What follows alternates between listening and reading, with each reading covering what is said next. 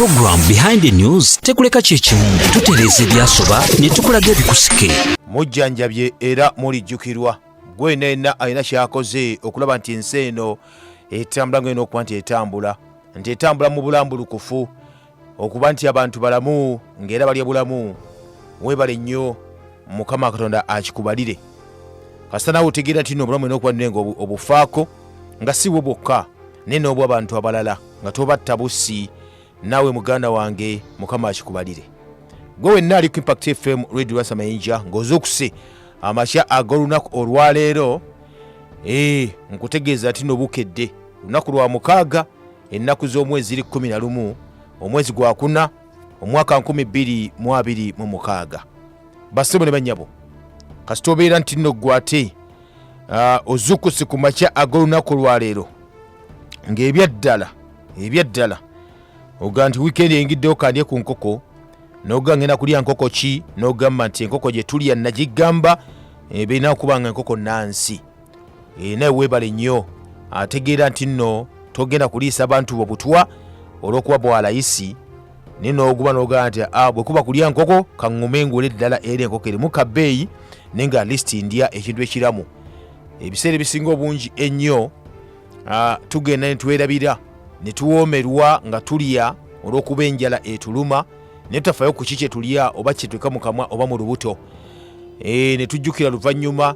oluusi alwo kyajjukira naddi walya kintu ekyo nga wiseeyo emyaka 2-3 njogera kati ku kansa walanga okuba nti akulira mu mubiri gwo singa obeera omufunye tajja kweragirawo nkya oba ggulo oba yiseewo omwaka gumu gwokka nedda ebbanga liba ppanvu kakati nekigenda bami nekyonoona abantu baffe nekibawuddiisa nti obadde tebujja bakwata ne bukwata tumalina kumanya tojjukira nkiki wakola kati njagala ojjukire era okitegeere nti kansa talumirawo mu mwaka gumu gwokka nedda agenda akuma agenda akuŋŋaanyizibwa agenda awera ku ebyo tukozesa ne bitukola emu ku byo yendye gye tulyamu nagga nti nno olya enkoko ezo zikiyokiyo ze bakuba eddagala ne litaggwamu eddagala kasoogirya enkoko eyo eddagala n'olirya ligera mu mubiri gwo bwe ligera mu mubiri gwo lisangayo obutafaali buli obwagga omuntu kati because bali eddagala mweriri terifudde kino omuliro tegulisse oba ebbugumu tegusse buwuka obwo ne bugenda ate bulako okuba ne bukwatagana n'obutafaali bwaffe ne babutta oba butta ekivaamu ki ng'onaga kufuna kansa bizimba ng'ofa nga tukuziika nga tomanyibwa gye kyava kuba kyali kiwanvu nnyo tukyakijuka naye kujjukira embeera bwetyo bw'oyitako mu Cancer Institute muganda wange kyennyamiza bafulumiza bajeti ey'omulundi oba eya kwota esembayo mu mwaka mu financial year mwaka gw'ebyensimbi guno emyezi 3 egisembayo naye ekyennyamiza ennyo of course kimanyi nti nno bw'oba otandise okuba ng'otunula bajeti y'ebyensimbi bajeti ya seere ze bateeka ku bye bayita ebyobulamu naddala bino ebisigaddeyo ntono ensonga ze bawadde ezimu ku ezo za kubeera nti ekisooka ebyobulamu tuyinza okugamba nti tetujagala nno si priority ya ggwanga naye naye etuuka ekiseera bami n'ebeera nga terina kyakkola kubanga oba otunuddemu mbaga nti ekimu ku ebyo ebikyaluma abantu ne bannayuganda kikwasaganya ku byanfuna akikwasaganya ku byanfuna ate ebyenfuna bino ne byeyolekera mu by'obujjanjabi nga tekiri ku muntu yekka waba ne gavumenti yaffe ennyini ate sente zeteeka mu bujjanjabi ne zibeera ntonoko era kyova olaba nti no batugamba luli nti omusawo alina okulabirira abantu on average ali ku 12 wesanga nga ali ku bantu 50 n'omusobyo nga baalimu kakati ebyo nabo bitu ebiri kyebagamba ministry ey'ebyenjigiriza ey'ebyobulamu Ministry of Health yaweereddwa obuwumbi 372 ne miliyoni nga 88 kakati kuwezo gavumenti gwanga Uganda baga yawaddeko enako biliyoni 7.2 ate endala eziva ebweru ne ziba biliyoni 3 okuba nti zijja mu byobulamu emyezi esatu igisigaddeyo nezijuwuyanga sente ntono nnyo nga bw'okiwulira. National Medical Stores neweebwa biliyoni 3.42 okugula eddagala okulaba nti ekiriwo mu kaseera kano okuba nti nno America ajjamu sente mu kuba nti batuwa eddagala erimu kulayisiko oluusi ery'obwereere balina okutunoonya sente zokuba nti bagula. Uganda Cancer Institute ne Uganda Heart Institute zombi nga bazigasse ezo ekitongole kivunaanyizibwa ku kujjanjaba kansa n'okunoonyereza n'okutangira saako n'ekyemitima wali Mulago tukimanyi bulungi nnyo babadde obuwumbi 92 mu miliyoni 2 92 ne miliyoni 2 zokka. Lwaki njogera zokka? Embeera bwetyo bweri kali nno dalize buggwanga Uganda referral hospitals amalwaliro gano amanene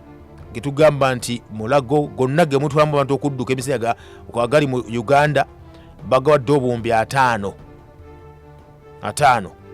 So yembe bwetyo bweri naye nga bino bina tubiraga nti abasawo bavuddeyo ne bakaaba n'okukaaba ne bagaa nti gavumenti basaba ebongere abasawo kubanga balyo tebamala. Kakati nga tukyali mu mbeera bwetyo mu ggwanga bwerityo ate nga nawulidde nti n'ebitundu 30% ebya obujjanjabi bwe tukozesa obwe twewa bannayuganda bakwata mu nsawo zaabwe. Kakati bwe tukyali mu mbeera bwetyo noba nga toyagala kwerabirira toyagala kulya bulungi mba nkwewuunyiza ddala kuba tewali ssente naye ate abantu nga twenga okuba tulwala. Kakati tufube nnyo okulaba nti tuba nga tulina endwadde tusobola okuba ntwewala naddala endwadde ezo ezenneeyisa nga kansa tuzeewale. Nagamba nti nno omuganda wange lyakubika walya ku greens kubanga nkulu nnyo nyini ddala zijja obutwa mibiri gyaffe wakuba greens ezibu tulina ate kuba nti zifuuyirwa abantu bennyini abazirima abalina omululu ogwa ssente bafuuyira n'eddagala kyokka olumala okufuuyira teriweddeeko ne bazinoga ne bazeeta mu butale ne baziguza gwe omuntu munnansi ayagala obulamu ayagala organiki abamu bazifuya nezifuuka za kiragala kale n'otuuka n'otunuulira kati alowooza nti aleese bulamu kumba aleese butwa kutta busi. Nolw'ensonga eyo kyova nti nno nebazamu ak'ensusso bannange mwenna abawuliriza nga mulima greens ewaka ewammwe enoba nga oyina toli wagazi n'olima greens ku lubalaza lwo noteka waawo kibayita banagukalica noteka ebisawosawo oba ebiveera tusamu greens kikulu nnyo. Noba nga nozifuuyira nakavundira noseka nakavundira nofuuyira n'eddagala lyaffe erya bulijjo eritajja kuba nti likuleetako obulabe mu maaso eyo.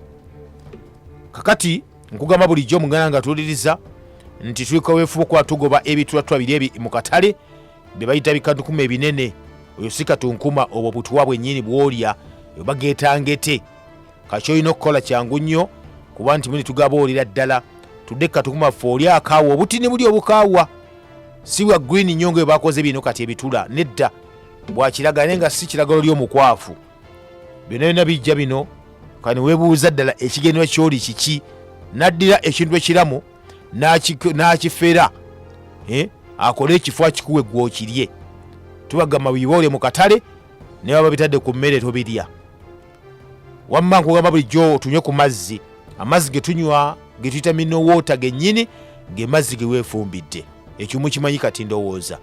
tekiri mu sitaani ekirimu kanno kamu kabi okwefumbira amazzi go n'otambula nago. Ekitongole eky'ebyobulamu mu nsi yonna kyawoonenga ensi nti amazzi ago mulaba mu mikebe mu bicupa ge bateekamu si malungi. Ekyo baakyogera olw'ensonga mulimu kibayita nanoparticles otalaba ggwe naye nga ziri cancerous. Olwa musajja tumuga nti baŋŋanywa amazzi liitazi 5 olunaku naye nga amazzi gonywa tonywa butwa buli lunaku. So kikola nnyo makulu nnyo okufumba amazzi go gonywa. Kiva nti batugamba nti watusaa geewala ate zigakendeeze ago mu mikebe nze gempita chemical water kubanga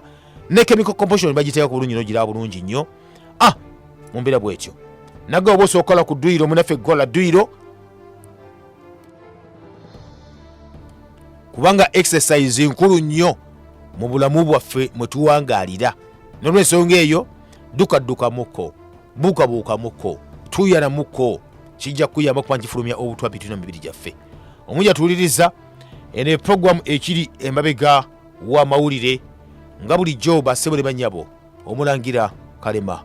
gegange gano ge mateeka agafuga program behind the news etteeka erisooka teweesiganga bigambo bya munna byabufuzi etteeka eryokubiri teweesiganga amawulire okuggyako ng'ogajje wano nyumirwa nga bw'oyiga mu program behind the news. Alright, okay munywanyi nagamba nti nno gwe wekka gwasobola okuba nti weerwanako gwe gwasobola okuba nti weerwanako wekka teri agenda kukulwanirira nga white blood cells zo n'olw'ensonga eyo kikulu nnyo ogenda mu maaso okuba nti ozirabirira ezibere nga at least zisobola okuba nti zikutaasa nti woofunye obulwadde bwonna zo weeziri okuba nti zikuyambako emuna enodde engulu oba n'otereera bulungi nnyo nnyini ddala. Kale tuba twolekedde nno mu kaseera kano kennyini tube nga ate tugenda mu maaso okulaba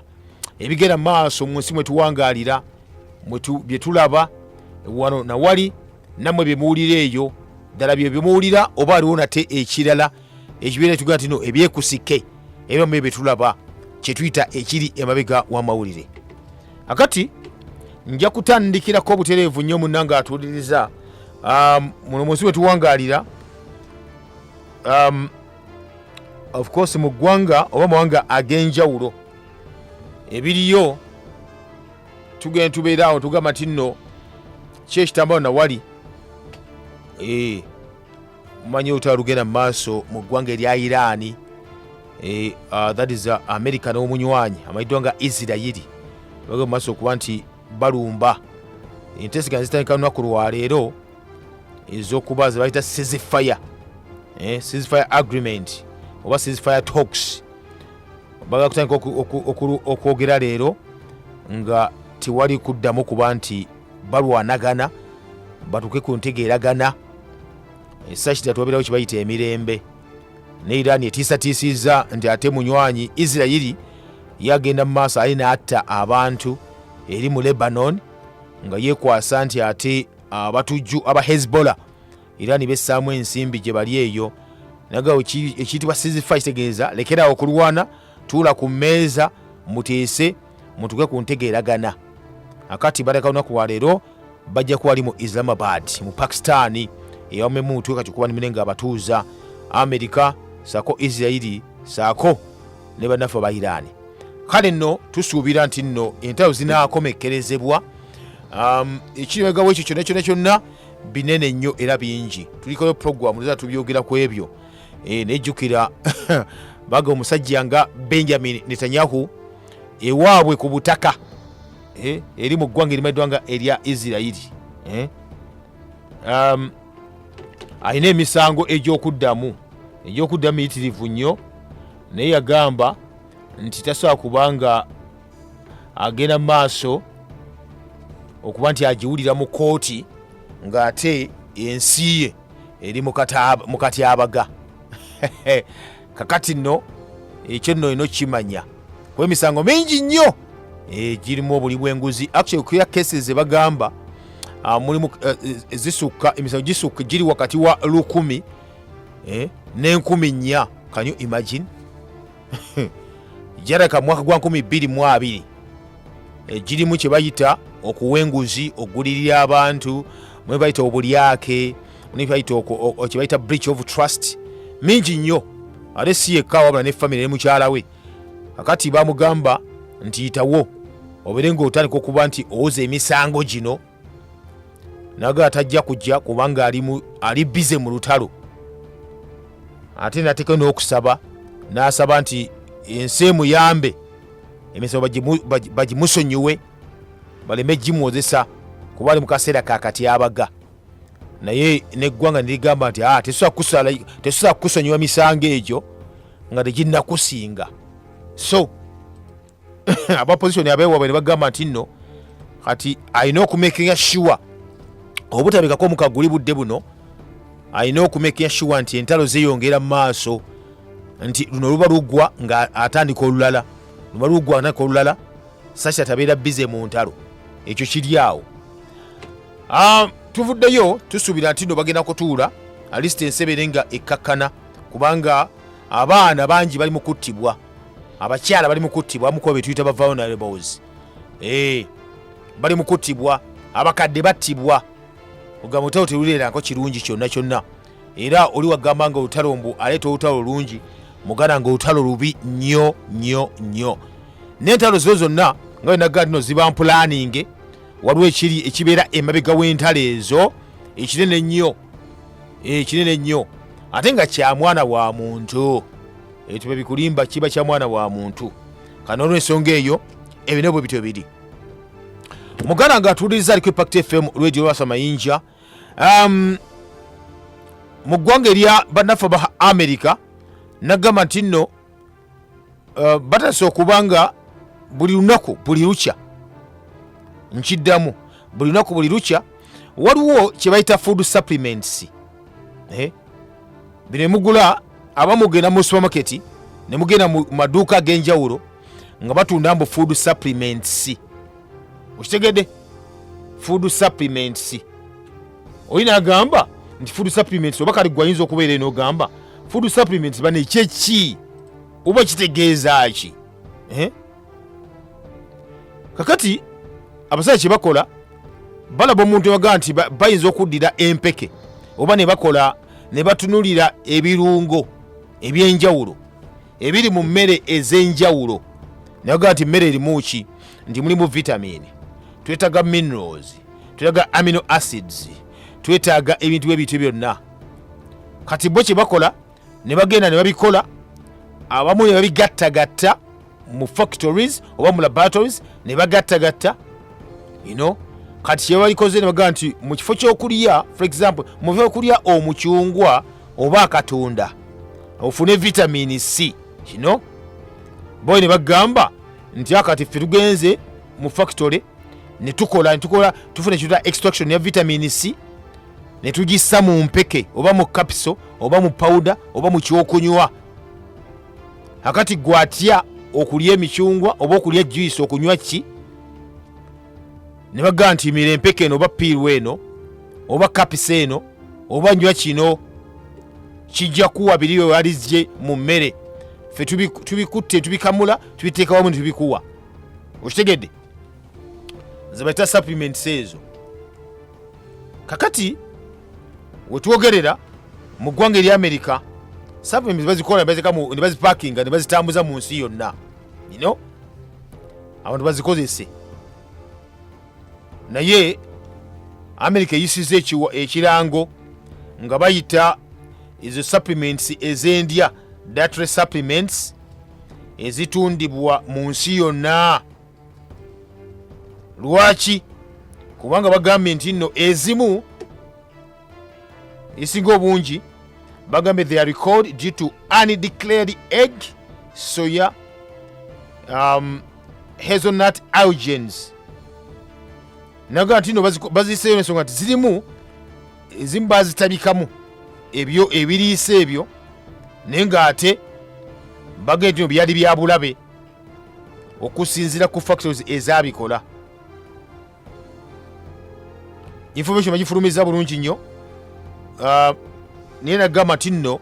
we bayisa ekintu nga bayita balikolinga supplement oba ekintu kyonna nga bakiyita nti nno mu kikomyewo ne bakiyita mu America nagamba gwe oweeri ekalungu oyinza obuteeraliikirira nnyo oyinza okuza lujja kweraliikirira naye nga tojja kweraliikirira lwaki wayingiramu emize egy'obutagala kugula bintu byaffe bya bulijjo nako kugenda mu supermarkets oba amaduuka agamane gasemaduuka ne mugula ebintu ebiva ebweru nga mulowooza ati nno muli international ebintu ebyo kumba oba ogula obutwa n'obulwadde n'obutwala ewaka akati bagambye batalo states 40 kiringa mu ggwanga erya Uganda bw'ogaa nti districts 40 oba kale mu Africa n'ogamba ensi 40 tuyiseeyo bino ebiyambako abantu ebalya Uitaya kulya ne bamuwa supplement. Uitaya kwa kino ne bamuwa kino. Taya kulya kino ne bamuwa kino. Abamu tebaga kufumba tebagala kulya bitu ebibawa supplements ezo. Akati twayiga enkola eyo ey'obunafu ate ey'okuba ntwetta fekka na fekka. Katugiyiga tulina okuba tubonaabona ffenna nga tuli wamu. Kati bagambe tino muzikomyeyo mangu nnyo kubanga zirina obulabe bungi nnyo bweziga okuba zituusa ate ku bantu abazirya. Kati nkujjaeyo munafu atuwuliriza kajja ebirango bitandikirawo kubanga kyetugenda kati obudde buno njagala wuliriza nnyo. Si disclaimer bati ndi mu kuwoninga. Sina kuwoninga bati kankujjukize. Si kujjukiza bati kankutegeeze nkutegeeza. Programu eyo njegera okuwala olunaku olwaleero njagala igwe taata bw'obanga owuliriza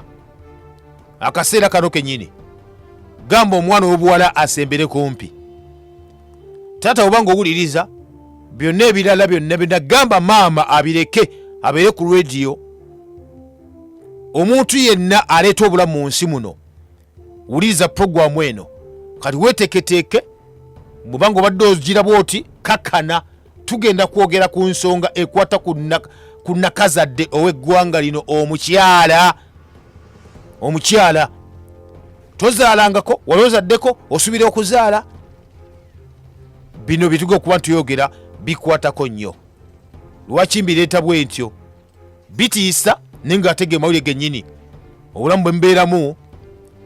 mbukomyawo kanzije. Program Behind the News tekuleka kyekimu tutereeza ebyasoba ne tukulaga ebikusike. Whenever I travel abroad, I pack my own Ugandan foods. Milk, millet flour, fruits, legumes, chicken, honey, and plantain bananas, called matok in our language. The other day, my pineapple stocks ran out, and my staff bought pineapples from a supermarket in UK when I was coming here. I just took one slice and terminated the whole exercise at once. First of all, the pineapple is hard. I have never seen a hard pineapple until I saw the one in London. It is less sweet and has got an ammonia-like pungent taste. I had the same experience in Washington once. They brought something they called pineapple. I couldn't believe it. Why must citizens of the world endure these deprivations on account of policies designed to serve narrow interests? Why must this be? I will not eat pineapple again until I go back to Uganda. Program Behind the News tekuleka kyekimu tutereeza ebyasoba ne tukulaga ebikusike. Ekiri emabega w'amawulire omunyanya tuwuliriza tukyali ffenna. Kakati ebigera mu maaso mu nsi mwe tuwangaalira awuliriza nkugambye nti gwe omukyala omwana w'obuwala owuliriza ensonga zino wammanga. Okay, kampani gyengenda okwogerako simpya gye muli maaso matu gammwe mbadde zija njogerako. Kampani emanyiddwa nga eyabaya. Kampani eyabaya ekola ebintu bingi nnyo. Ekola eddagala pitirivu nnyo, ekola ebigimusa, ekola ensigo enjingirire genetically modified organisms oba seeds. Kampani eno of course yagula kampani emanyiddwa nga eya Monsanto yekola ebintu bino ebigimusa eddagala ensigo byonna nga ebikola bwekyo. Akati mu byekola mugana nga atuuliriza bye mubadde temumanyi oba oliawo kale bye mumanyi ebimu byekola ekola eddagala eriyitibwa birth control pills. Birth control pills. Bwe twogera ku birth control pills tuba twogera olwo tujja newaffe ewaka. Edda ennyo nyini ddala omukyala Margaret Sanga yatandika kyebayita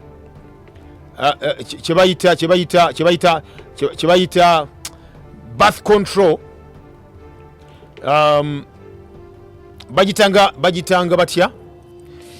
serabira ate munange yali mu sister ne natandika yali birth control activist natandika kyebayita Planned Parenthood.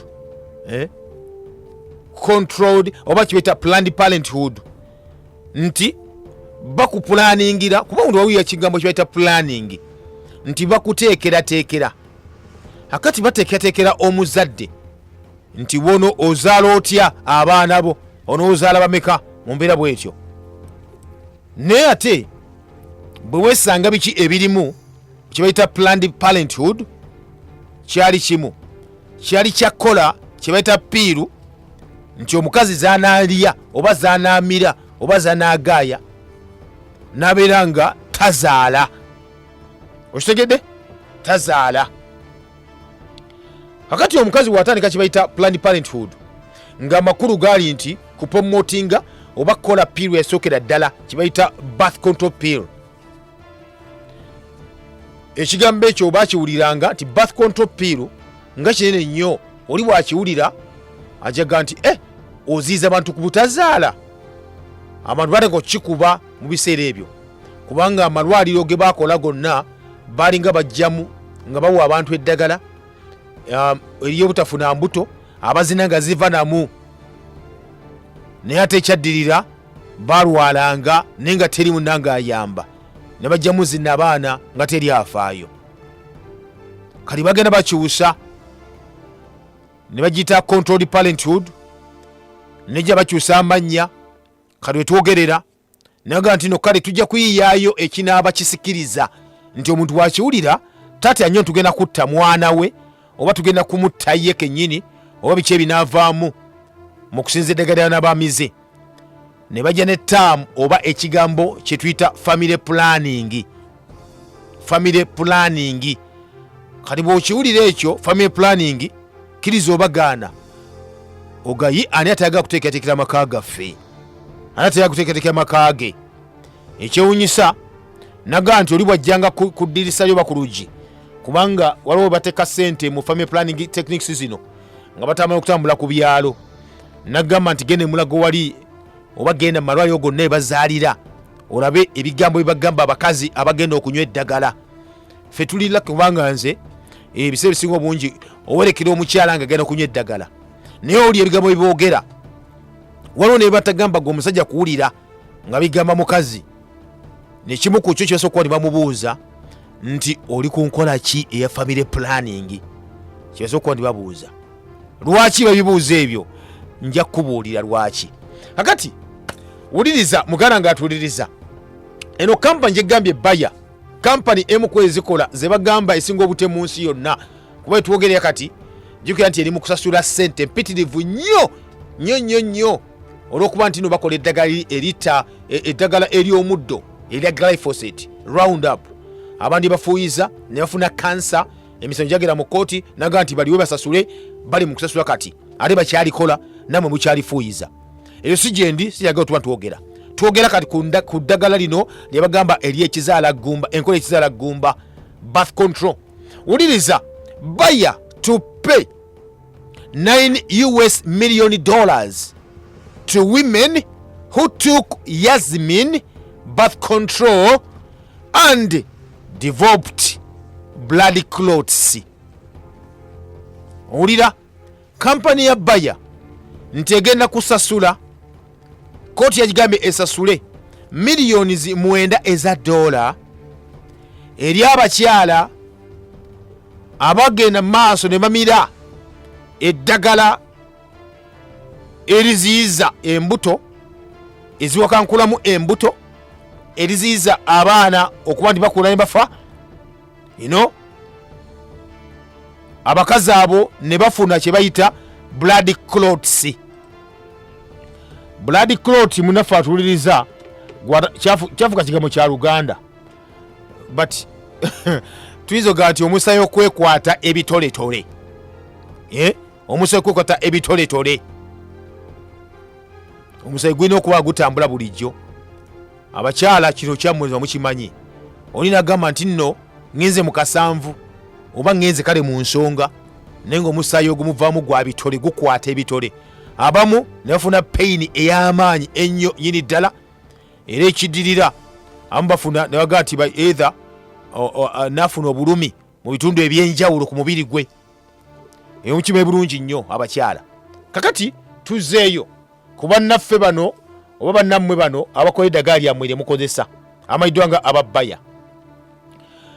Oluvannyuma lw'emyaka 15 nga omusango guno baguwaabye, munnanga atuuliriza, kampani mayiddwa nga Bayer Pharmaceuticals kyaddaki ekkiriza ng'abalamuzi nega nti tusaba omusango tujje mu kooti kuba guwawaza tudde bali tuteese n'abakazi bano abagenda mu maaso okuba nti bambira empeke ez'ekizaala gumba ekyabaviirako blood clots saako ne gallbladder diseases ne kibaviiramu okugyamu n'abaana abalala ne bafa. Muganda ng'atuwuliriza binyogerako bino biri mu ggwanga lya Canada. Amasaza genyogerako Ontario, Quebec, Saskatchewan, bonna bagamba nti nno abakazi abayitirivu ennyo bagenda mu maaso ne bamira empeke oral contraceptives ekika ekimanyiddwa nga ekya Yasmin, ekika ekyo ekimanyiddwa nga ekya Yazi, kino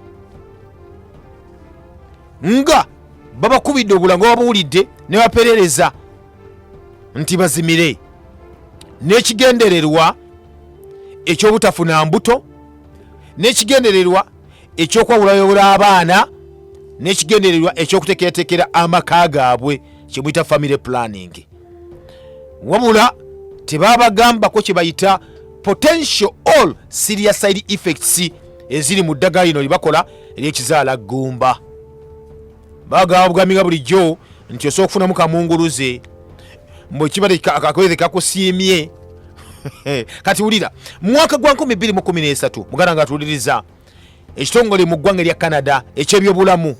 kyafuna lipoota okuva mu bakyala abasukka mu 3. Abakyala basukka mu 3 nga ku bo basooka ne balaba nga abakazi bagenda bafa, abali bakafa bali 23 nga bagenda bakebera muganda ng'atuwuliriza buli mukazi ng'afudde ng'alina ebizibu bye bimu. Abadde ali ku mpeke ez'ekizaala gumba, family planning pills, birth control pills. Katuwuliriza nti abakazi 3 bonna nga bagenda maaso balipootinze kye bayita adverse reactions, omuli ebintu amanga, ofuna kamunguluze, omusani gutambula bulungi nnyo, ne bafuna blood clots mu magulu, mu mikono, mu lubuto, era ne bagamba nti no bafuna n'obulumi, abamu nga tebakyagenda mu nsonga zaabwe ez'ekikyala. Muganda ng'atuwuliriza, omusogo gwana ng'okuba ni guwulirwa, era ne bafuna balooya bulungi nnyo, ne gavumenti ne balooya ne bagamba nti no damage zebakoze, wuliriza, ne bagamba bagala damage zebakoze ku bawala n'abakyala abakozesa eddagala erya baya ery'okugyamu, si kugya mbuto but eriziiza embuto oba Yasmin, abazitwala nti bonna bagenza obbakebera. Wuliriza muganda ng'atuwuliriza nga bafunye kibaita blood clots, bafunye gallbladder disease, bafunye tebakyagenda mu nsonga, ekirala bafuna pain mu mbuto zaabwe, mu lower abdomen, ekirala muganda wange atuwuliriza, wuliriza nnyo kino, ekirala nga bagiddwamu zinnabaana, nga bagiddwamu zinnabaana. Lwaki tubyogera bino? Wuliriza nnyo ebigo bino bitegeere. Era muganda nga tuyiza wansi w'omulamuzi amayiddwa nga Rochelle Wempe, omwezi ogwedde yagutandika baga ekyo kimalirizibwe. Kooti n'esalawo negamba nti no kituufu okusingiza kunoonyeza kwe bakola kwonna, eno pharmaceutical giant gyemanyi obulungi ennyo nnyini ddala, naga nti abakozi oba abayiiya aba aspirini, abakozi b'eddagala eddala erigenda mu maaso okuba nti muna erijjamu embuto, kimaze okuba ntegeeza Yasmin erisookya ddala, abakazi mugimanyi bulungi. Ekirala bagita Yazi, eno lower dose, ekirala bagita Beyazi, ekirala bagita Klaira, eddagala eddala empeke zibakola eddala bazita Mycogenone eyeri common nnyo ne mu ggwanga Uganda, ekirala kyebakola Triquira naye eri common nnyo wane waffe e Uganda. Kakati muganda ng'atuwuliriza wanya bayita mpitirivu kuba neziri katalo zebatunda yazimini yennyini yazimini bagitunda wogi batunda ne bagita microlat bagitundira ddala waliwo neeno microginoni nkugirayo baya zeekola eziri wano ze bagambye nti nno abakazi mu ggwanga erya Canada abasukka mu 3 bafunye complications abasukka mu 23 bafa n'obatadde emisango mu kooti after postmortem kyekibase bagenda okizuula bakazi batu baamira empeke zino wuliriza kakati ne baga nti nno tugende mu maaso kati mubalirire miliyoni eza dola mulambirira zibaweebwe ne balooya abayimiridde mu musango guno bafuneko ebitundu 3 ku 100 ku settlement eno munafu atuliriza ekyo kinyogerako kiri mu Canada lwaki gambye tinno lwaki nkusomera eddagala eryo kampani yekola liri wano mu famasi za wano ewaffe e Kampala e Uganda era abakazi muzigula ng'ogyeko postina bino muzigulira ddala wuliriza munafu atuliriza akati kyolina okuba nga otegeera kiri kibu bino ebyogeddeko byokka kye bagamba adverse effects zino eza blood clot ne bagamba gallbladder diseases okujjamu zino n'abaana bagijjamu ddi wuliriza kati tekiri just blood clots mu magulu wabula ne mu bwongo kati bajjamu n'abaana ddi okusa ku Health Canada bagamba nti abakazi abasinga obungi babajjamu zino abaana olw'ensonga nti baamira eddagala lino ne zibayita side effects omuli kansa ow'omwoga n'abaana newankubadde wuliriza newankubadde nga bagemebwa naye abakazi abasinga omungi ennyo ekisinza okunkwatako wulirira more than half the reported deaths were in women younger than 26 years nga mulimu n'omuto w'emyaka 14 abawala bakozesa empeke zino zakizala gumba abasinze obungi ennyo abaluguddemu tebaliddamu kuzaala mwana ne bali baagala batya bali wansi w'emyaka 26 nga mulimu n'ow'emyaka 14 mugana ng'atuuliriza tukyagenda maaso. Program Behind the News tekuleka kyekimu tutereeza ebyasoba ne tukulaga ebikusike kuno kulabula wano we tutuuse kati tutaasa nsi yaffe gwe ow'emmeeme ennafu n'ow'omutima omubi tosembera era kakkana omuli w'enkwe naawe atayagaliza bino si bibyo wamma mmwe abaagala obulamu n'ensi yammwe tusimbudde ku nooti 7 nooti 5 9 oba nooti 7 6 nooti 6 nooti 2 kuba oyitawo tubenga tuwayamuko naawe ate mbeera bwetyo mugana nge gwe atuwuliriza aliko Impact FM radio Lwasa Mayinja tubene mubufunze Impact FM ela wanji munange webale kuwuliriza ssebo yesu bwana Ronald mkulu pale mbate nyalo kugamba ebigambo gamba president Museveni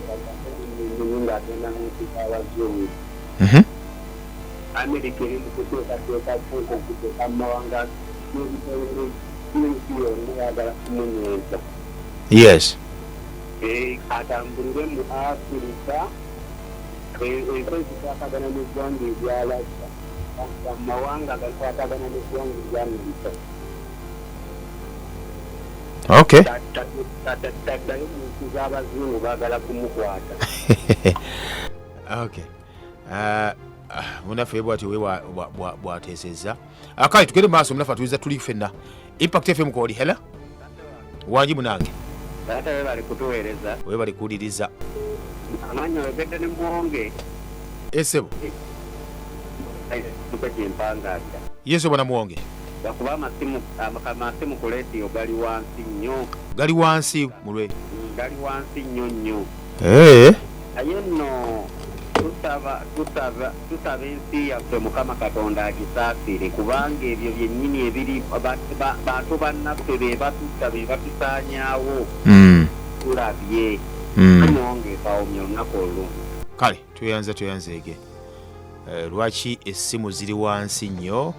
lwaki ziri wansi nnyo essimu ku radio ekintu ekyo eno kitaaga okutereezaamu ndowooza abakulu bajja kitereezaamu ndowooza tube nga tugenda maaso embeera bwetyo okay ndabe munaye yagamba ki omukulu sebo nange bwe ntyo olubimbi lwo olukoze ne impact fm abantu engezaako okugugumbula ne batukulembera abamawanga ga Afirika sebo kadda mu kasenge ne bagamba ne beekuba mutuuki nti naye mutuufu tukkiriza tuli baavu n'olukungaana lwe tutuula abazungu bwe balututeekamu naye okwekuba mutuuki tuyinza okwesalira magezi ki abo bakugumbula naye kugumbula abookubiri ne bakwetezeriikiriza mu ddiini zonna nga kutandika kutobisa bantu obabbisa n'ebirala sooka onyonyola abantu eddakiika nga 2 oba 10 nti mmwe bye tusabisa olwaleero we muli ijja temuliiwo naye ne beesuulirayo bwannagamba abo nabo bakugumbula bakola bubi naye nga impact fm naawe mukoze kye muteeka okukola mukama akiwabulire ewo enkya ne bwebeggulo weewaawo okay okuteesa kwa mukama kale webali nnyo bali eddala okay omulangira nze musaayi gwa kalema Saalongo Mayungwe okay kwendi leero mazaalibwa gange okay kwali awuliriza okay birth control is good, those are just minor issues. I am Paul. Bagambi birth control nungi nnyo obujasti busonga butono nnyo nyiri ddala kale bwana Nsubuga John gyebaleko kwati owuliriza ate embeera bwetyo ngizaho kuba nti amasimu gano tugetereza naye simanyi kyamu kiriwo naye katulabe katulabe kiwakisa mutamu nkwata eyange naye netugira impact ela we bali kuwuliriza sebo. Yes kansala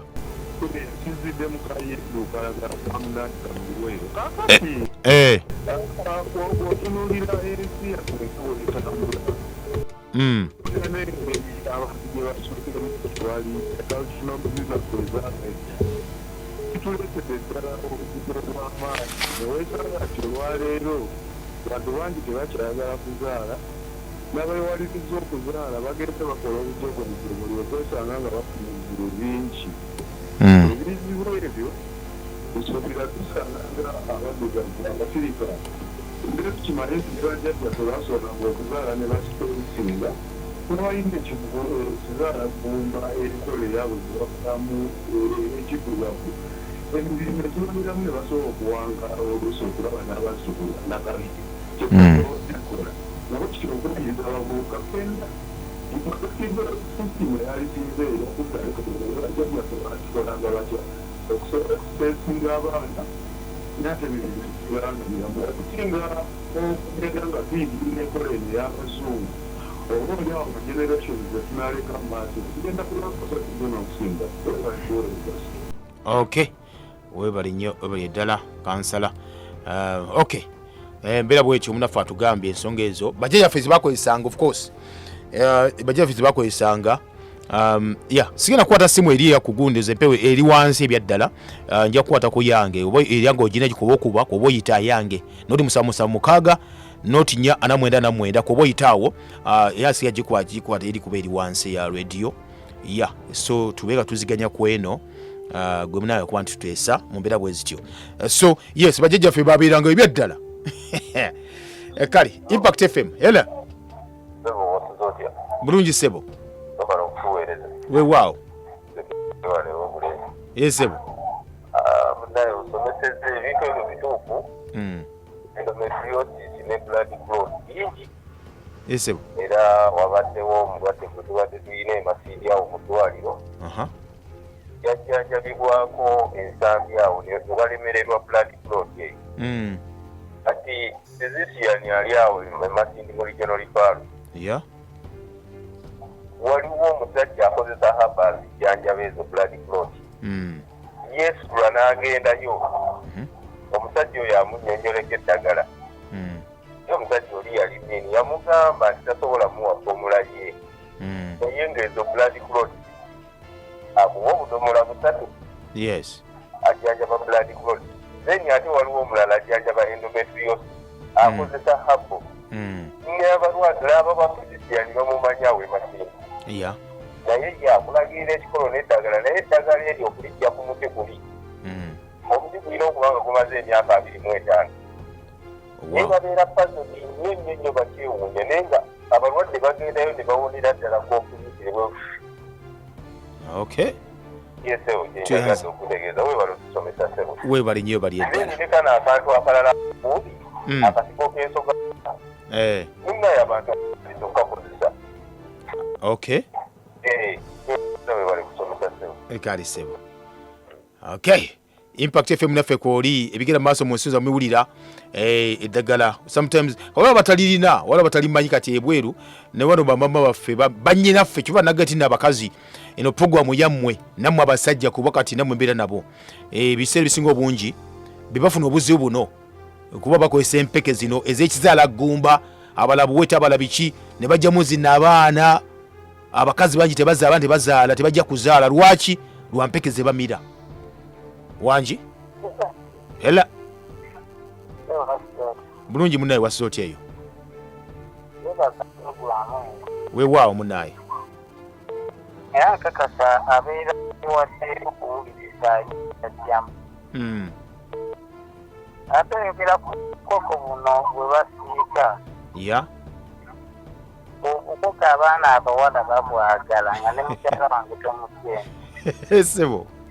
naye twene w'omugambi obukoko tebukira obwo bulimu obuzibu mu mateeka buli lunaku bw'otambulamu ayagala okomewo ng'omuleeteddeyo enkoko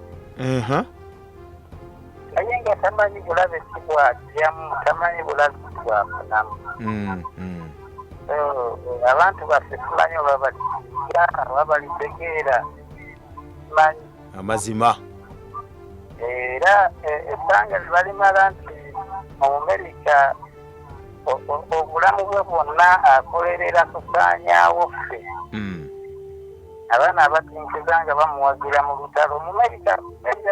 nabo balikyuka ne bamanya obutemu bw'omusajja ono aya basi naye nzaffe bwomukulu kalema ndi eno kaseeka kale webale nnyo okuwuliriza okay munaffe bw'ati yebwagambye yebale kuba nti ati munanga atuuze ya ebigenda mu maaso of course mu nsi byonna byebyo kyova ati n'endwadde zisinga okuluma naddala abazungu abo balumwa nnyo endwadde ya kansa ekimu ku kyo ndyambi bo tibalina kyakkola tebalina organic nga ffe gwe tulina ensi yabwe yakyankanana dda kati mune wetuli awo oba wetuwangaalira awo but anyway bye tugenda mu maaso okuba ntwogera oba tulaba bwe bityo ebiri okay okay munange onagambye atya and message then tugere maaso obudde nga bumpedde nako banaye budde bugenze naye kandabe munyanya okomyewo ekolo gyaffe osomeseza kutegeeza family kiini abamu babalimba tebafula naye abantu baffe tulina obuzibu kuba abantu baffe obwongo bwaffe bw'abantu osangira oli atya olubuto okusinga akabuka neweewuunya olwekigambo birungi kyeyakozesanga neweewuunya n'omulobwanti ekyokubiri omuntu bw'oba toliiko kizibu ku bwongo kubanga kino tekigenda ku basajja batamiivu bw'obanga toli mutamiivu abasawo balina amagezi geno gaba nga basawo bo bennyini tebakozesa ddagala lyafamire tebali bakyala baabwe tebalikoze bamala nnaku balina ennaku ze bayita denja eze bayita 7 days omusajja wo bw'aba mutamiivu abakyala mugemenye ebyo ebintu muliko okubala ennaku ngaba abasawo bali bawa so tebalikoze wabubayo kugezi okay ayayayaya nawulira ni mama Janet alina kyebayita nga alina gundi eya moonbeads neka tebakyabiriko bannange basitone bannyabo obudde kabutuweddeko ebyaddala essimu zikyankanya nenja kuba tuzitereeza ndowooza